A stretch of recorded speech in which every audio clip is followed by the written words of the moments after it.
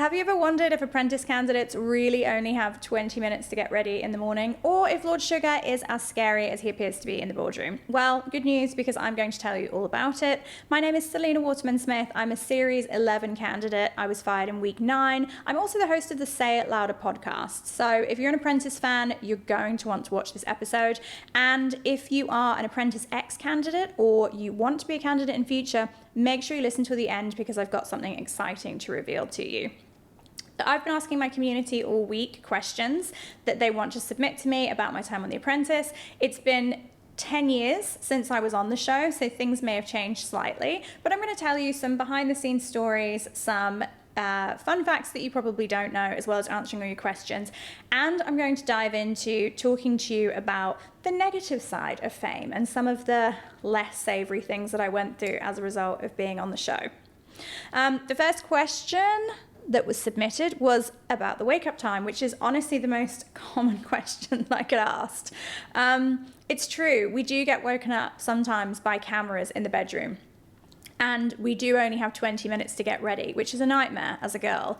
And we're not allowed to take bags with us on tasks, so you have to stay out sometimes for 18 hours a day without even a lip balm or being able to redo your hair and makeup or brush your hair, which is why some of us, me in particular, looked so scruffy by the end of some of the tasks, because we're absolutely just, ratchet from running around London all day in high heels and being in high pressure situations.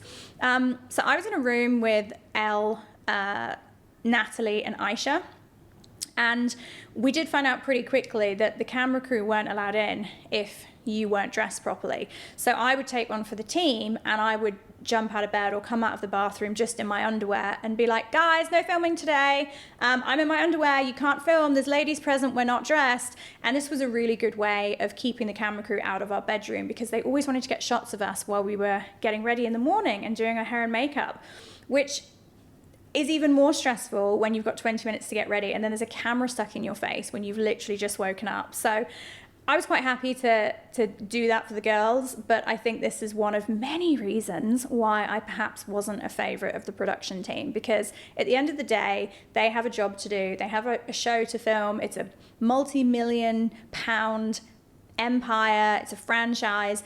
They don't want people like me mucking everything up and upsetting the apple cart, but unfortunately I did.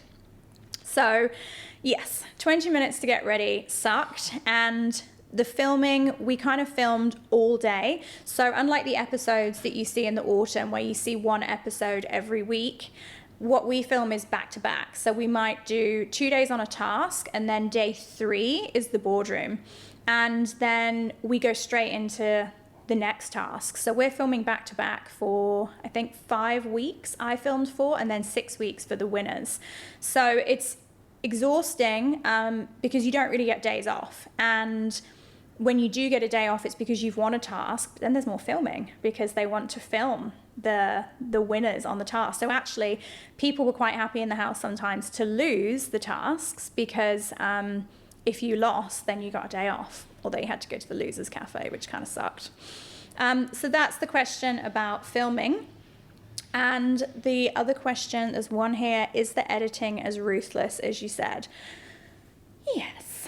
My personal take on the editing is that because they are creating a TV show and they want it to be impactful, which I completely understand, they want it to be as polarizing as possible, which means they want you as a candidate to be as polarizing as possible. So that means that they will have a funny one and a bitchy one and a competent one and a rough diamond. We all play these roles, and because they take 100 hours of footage every day, and you only really see maximum 3 minutes per episode of an individual candidate, you see such a tiny snapshot of that person's personality, it's very easy for them to find footage of you that fits into the character they want you to portray.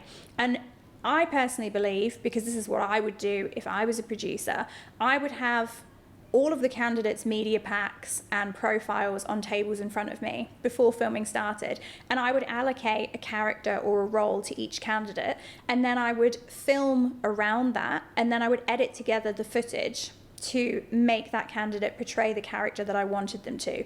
So we're almost unconscious actors because we're portraying a role. And I found that really traumatic when the show was on. I was so upset that they'd portrayed me in a certain way, but I now laugh about it because there's nothing you can do about it. When you sign up for any reality TV show, you're ultimately selling your soul. And I know that people that know me know who I am, or anyone that follows me on social media knows who I am. And that character that they created for me, it's just not accurate. So if it's not accurate, it doesn't matter and you have to brush it off. But yes, in case you're new here, you're wondering, I was portrayed as sort of a privileged, spoilt Dubai girl who didn't get on with any of the girls, and I also was lazy and didn't want to get my hands dirty. And again, to provide some context to this, I'm an orphan. I lost my mum at 3. I survived childhood abuse and trauma. I'm one of the only women in history to get a conviction for sexual assault in a Middle Eastern country. I've been running my own business since I was 21, and I've had no help and support to run those businesses. For context, although I am obviously Western, so I have privilege from being white and coming from a country that gave me amazing education, and I don't have a strong accent. So in some ways I understand why they chose me to be that type of character, because I'm blonde, I'm clearly a girly girl, I like makeup and hair extensions and sparkly things. So it makes sense to make the blonde girly one the kind of bitchy one. Although I understand why it makes sense from their perspective, but I find those views towards blondes or towards women that take pride in their appearance so outdated. And for a business show, it's just such an archaic kind of old school attitude that, you know, this is how we put women down in business. We either say that they're bitches or we say that they're sluts. The latter of which I will get onto a bit later when I talk about some of the media stories that were released about me. So I'm not here to prove to anyone, you know, who I am as a person. You can choose to follow me or not follow me. But again, for context, in terms of privilege, I did lose my mother at 3. I survived childhood abuse and grooming. And I set up my first business at 21 without any help for anyone. And I've run businesses for more than 2 decades, including 15 years in the Middle East. And as a woman in the Middle East, I was one of the only victims to get justice in a kidnap and sexual assault case. So I naturally disagree with the notion that I'm lazy, or that I don't work hard, or that I don't know how to get my hands dirty, because I have been working since I was 13. And I had an event business for 15 years, and then I had a bunch of restaurants for 5 years. And anyone who works in those industries knows that they are possibly some of the hardest working fields, and they're pretty messy. So in terms of getting my hands dirty, I definitely got my hands dirty. The next question is, there's another one about editing. Okay, so there's something in the reality TV industry called Frankenbites, which is where producers, because they take so much footage, they cut up footage and they re-edit it in a way to make it say something completely different. This is a legitimate technique. You can Google it or ChatGPT it. So, for example, they'll ask you a really innocuous question. Like, for example, if I was in the boardroom, Lord Sugar might say to me, "Selena, was it fair to say that your team was on time during the task?" And I'd say, "Yes, Lord Sugar." I'd answer in the affirmative because it's correct. But then later he would say something like, "Selena, I heard that you were doing nothing on this task. What was you doing on this task? You was just mucking about. You weren't doing anything." And obviously I would say, "No, I did so much. And I was sub-team leader. I was project manager. And I did this and blah, blah, blah." But then what they do is they take the footage from the earlier question where I just said, "Yeah, that's fair," and they would edit that together with his question. So what it looks like is that you're basically saying, "Yeah, I'm lazy," or "Yes, I've done something wrong." And when you take those sorts of artistic liberty with footage, you can really tell whatever story you want. And this is why I tell people that you can't trust editing. And I'm now much less judgmental when I watch any reality TV show or even other seasons of The Apprentice, because you really have no idea what you're watching and if it's real or not. And again, this is all for the show to make money. It's not to find a business partner. So I understand that I went into it with a degree of naivete and idealism, thinking it was this legit business show and that they were going to show people as they really are, but that's not how it was. So yeah, Frankenbites is a real thing. Are you still friends with anyone from the show? Yes, definitely. I think that in some ways we're trauma bonded. And although I'm not in the UK, I haven't lived in the UK for nearly 20 years, but I am still in touch with people. I still have them on social media, kind of speak to them intermittently. Probably Elle I speak to the most often. Also have Natalie and Scott and Rich all on social media. You know, we send each other the odd message here and there. And Scott sometimes organises reunions. We've done a couple of reunions together. There's a few that I don't keep on my Christmas card list. I'm sure you know who they are. But generally, I thought everyone during the process was really nice. And they're people that I'm happy to stay in touch with, because it's such a life-changing experience to be on the show with them. The length of tasks. Are tasks really filmed each week? So I kind of answered that in the previous question, that we film back to back. But what I will tell you is that the boardrooms are a lot longer. So the tasks, obviously, they go over 2 days. So one day is normally like being told about the task and then achieving things. And we have day 2 of the task and we finish the task. And then day 3 is the boardroom. But the boardroom, sometimes each segment of that goes on for like 1.5 to 2 hours. So they'll bring both teams in, and then you find out who's won and who's lost, and then the losing team come back, and then the losing team have to bring in 3 candidates, one of which will probably be fired. And all of those things can take up to 1.5 hours. So if you're on the losing team and you go back into the boardroom as the final 3, oh my God, it's such a long day. And of course, you don't really get food or water on the tasks. It's pretty Spartan. It's pretty tough. So it's really stressful. And what's it really like in the boardroom? Is Lord Sugar as scary? Yes. He is a pretty intimidating man, and he has the weight of this whole production team around him, and it's his show.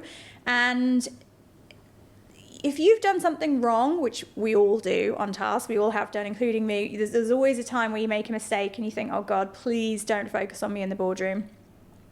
When you've done something wrong and you have a ton of cameras pointed at you and you're being cross-examined by Alan Sugar and his team, you really do feel like you're under the microscope.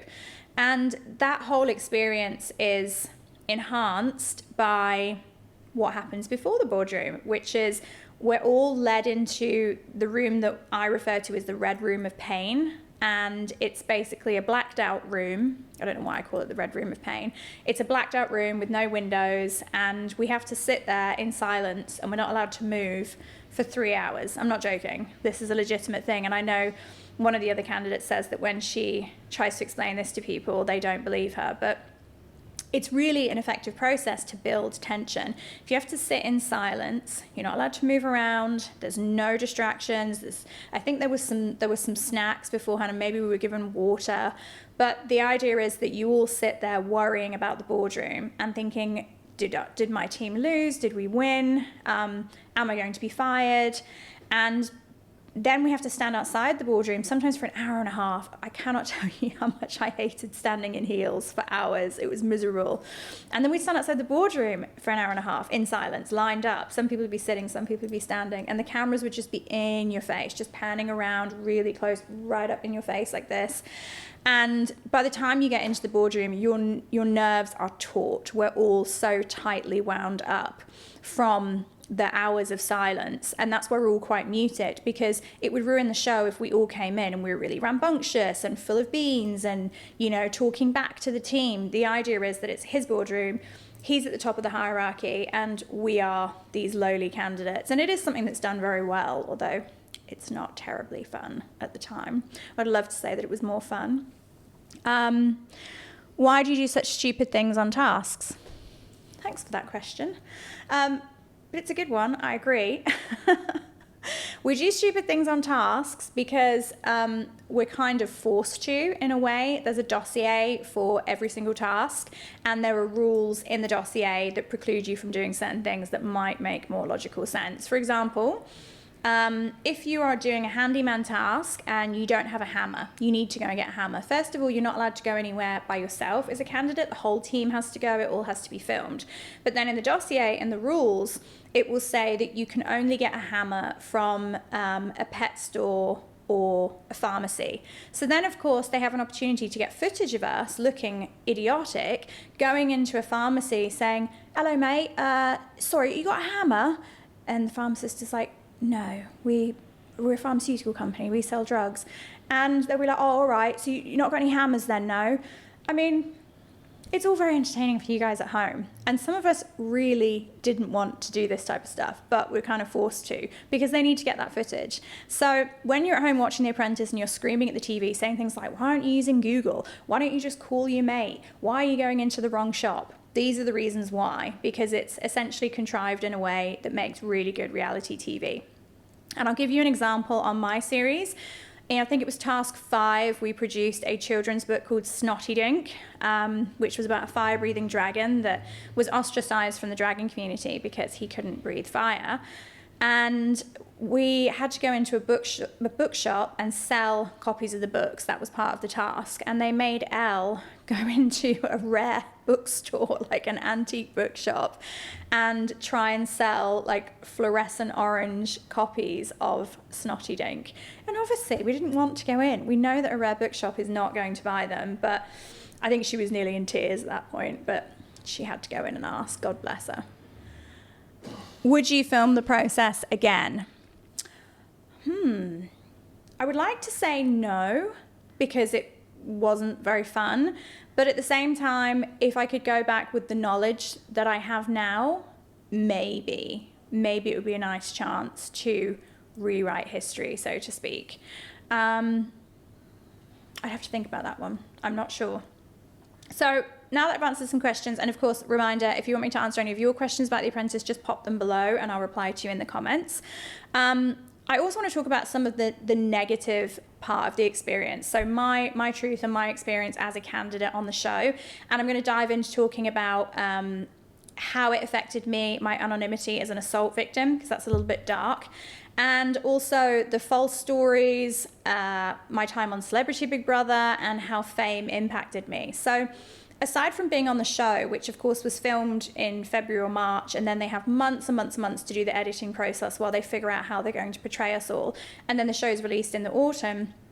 When the show gets released, from what I understand, they produce a media pack about each candidate, and that media pack goes out via their PR company to all of the newspapers, and then the newspapers can write stories about them. So as soon as the first episode came up, or I think it was even before, there were stories in the press saying that me or my business in the Middle East was associated with lap dancing clubs or exotic dancing or something completely ridiculous. First of all, I'm not a stripper, and I also have no problem with strippers or sex workers of any kind. In fact, I think they should have more rights and more dignity and be treated better by society. That's another issue. But no, I had an event company for 15 years and I started out as an entertainer. I had the best time working at festivals and the biggest super club events back in the early noughties when trance was in its era. I'm obsessed with dance music and trance music.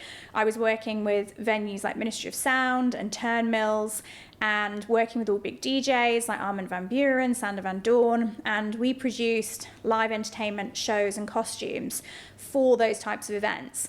And although, 15 years later, naturally, I wasn't working as an artist. I was working with Royal Family and producing events like Formula One Abu Dhabi and the Dubai World Cup Horse Show. But I guess it makes sense from a ratings perspective to release a salacious story saying, oh, this girl's some sort of exotic dancer or stripper in Dubai. And, while I appreciate that's really good for them from a media perspective, it's obviously really damaging and defamatory, and it's so unfair, and it was so negative and so horrible to wake up and see those kind of stories in the press. And I felt so disappointed because initially the BBC completely denied they had anything to do with it. What they did say was that, don't worry, you have the weight of the BBC behind you. We're doing everything we can to get these stories taken down. And the story stayed up for about 2 weeks. And during this time, I'm becoming very suspicious because I find it hard to believe that a company as powerful as the BBC would be unable to simply have a story removed that was false or defamatory. And this is really the start of the relationship that I had with everyone that was involved in the production of The Apprentice really beginning to perdurate, because I found out that of course, the story must have been to some degree approved by them. I have to be a bit careful about what I say, but I'll just leave you with the thought of where that story came from, and if they're acting as my media partner, how they weren't able to remove it, because I had it removed. All you have to do if you have a false story about you is contact the newspaper's legal department and say, in reference to this story, link the story, and then say, I would like to hear your source. I need to see the source for this story because it's false, it's defamatory, it's damaging, etc.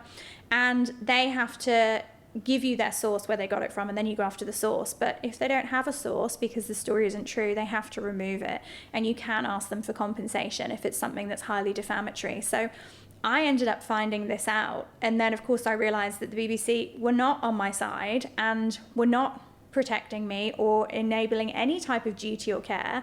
Duty of care is something they love to talk about. Whenever they reply to statements about The Apprentice, they say, we take duty of care to our candidates very seriously. But I can assure you that was not my experience. And I also have to remind you that I applied for The Apprentice about 14 months after my court case in Dubai had finished for sexual assault and kidnapping. And I'm super open about my struggles with mental health. I'm a very open person. I was very open with The Apprentice about the situation and the fact that I was taking mental health medication. And one of the first things that happened in the house is they actually went through my luggage. They go through everybody's luggage when you arrive, and they actually took my medication off me, which I've since found out is illegal. And I tried repeatedly to get it back, and they kept making excuses, or we have to speak to this producer or that producer.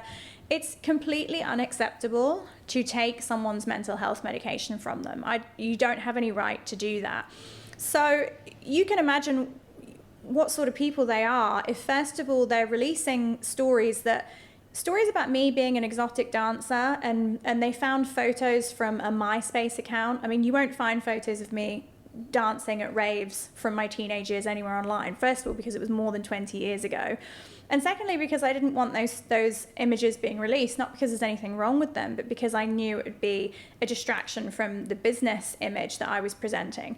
But somebody conveniently found a MySpace account, that's how old it was, and published those photos. And I think it's a bit irresponsible when someone has been through a traumatic experience like I have, like sexual assault, to release stories saying that they are some highly sexualized character. To allow me to be sexualized in the press was really traumatic, on top of the fact that they had deprived me of mental health medication.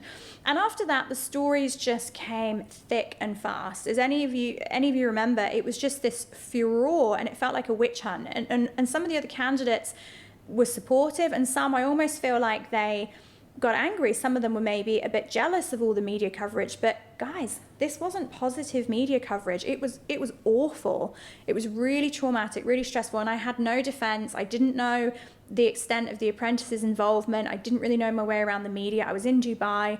So I thought, you know what? I'm going to fly to England and I'm going to fight this. So I went to England and I got PR advice and legal advice, and the advice I had was that you can't do anything about it. You just have to see this process out. The stories about you are going to keep being released by the party that are releasing them. But what you can do is flood the media and flood the press with your own narrative. So I did. I mean, I was under contract to not do my own press, but I did, because hey, I have a track record of sticking up for myself in difficult situations, and I'm not going to be bullied by anyone. I don't care who you are or how much money you've got or where you're from. I will not tolerate that from anyone. So I started doing my own stories. I actually got signed by an agent from an agent that represents all sorts of TV personalities. Then I got Celebrity Big Brother being interested. I was always being papped in the Daily Mail, which was quite fun. I started getting invited to things. So then I kind of managed to turn things around a little bit. So while the experience of The Apprentice wasn't great, the things that I managed to get by taking charge of my own narrative and taking charge of my own life ended up being quite fun. One of the coolest things I did was being invited to the premiere of The Hunger Games at Leicester Square, and stood, not going to say next to, I stood near Jennifer Lawrence, who's I'm such a fan of. And I started being invited for free facials and free weekends at hotels if I would do media coverage on them. And I started to realize how powerful it is to have a platform that you can speak from. And I did start to notice a change in public perception. I started to generate support. And I was very keen to do Celebrity Big Brother. I was offered £50,000 to do it. And that would have been filmed in the summer of the following year. But I ended up not doing it at the very last minute, which I'm happy with my decision. Although it would have been great to be on another reality show, but one that's less edited, so people got to see more of who I am and my personality. I don't think I was really in any fit mental state to do it. It was so triggering to be in the eye of the storm for a while, and so traumatizing to have everything dragged up, and things portrayed poorly from my past.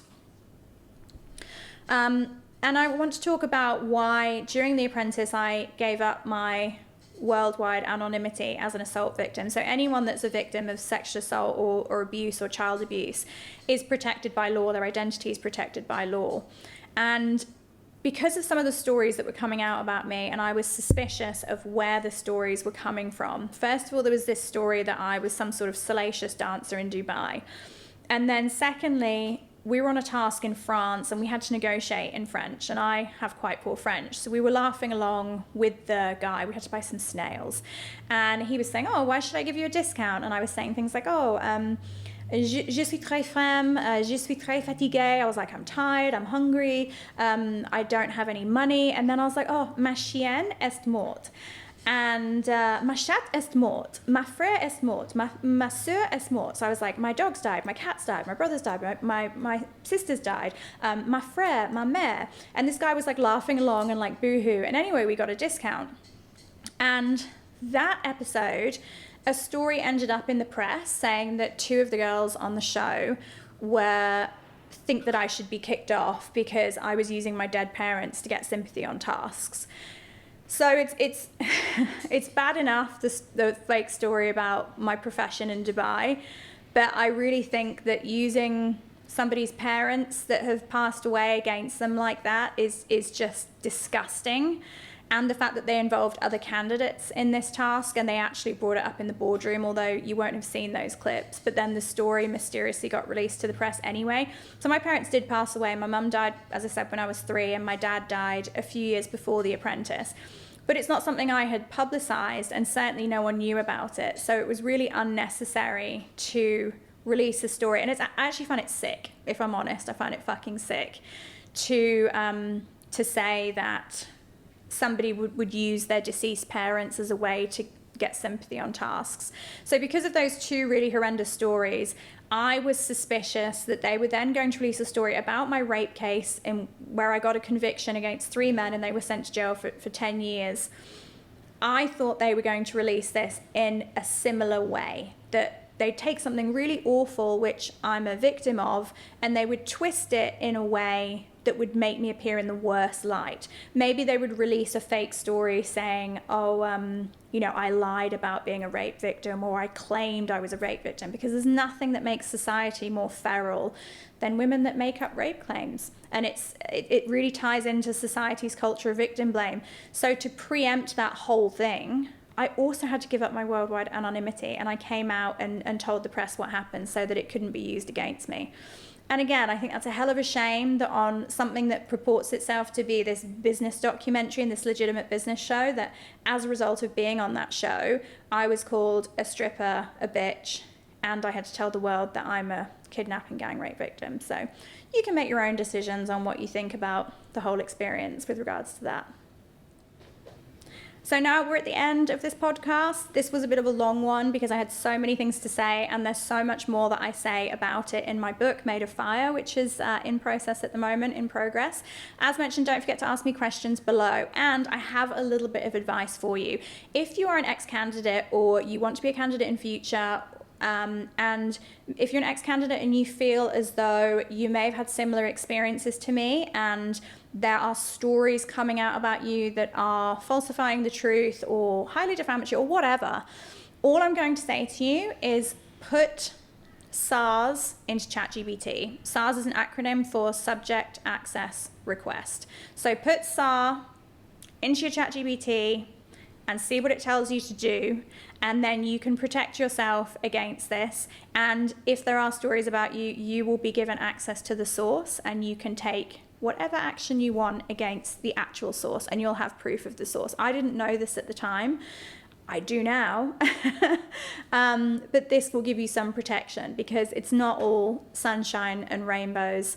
It is a process like swimming with sharks, and they're there to make a show. That's all I'd say to you that you have to remember. And of course, my experiences are unique to me. I know other people on the show went through and had a pretty decent time. Gary's always said he had a really good time on our year.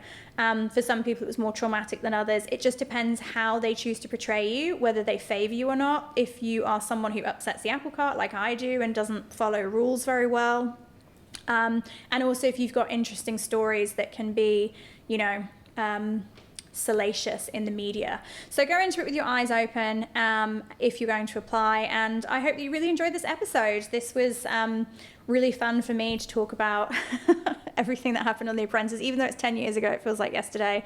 So thank you for watching. Don't forget to subscribe if you want to see more episodes like this.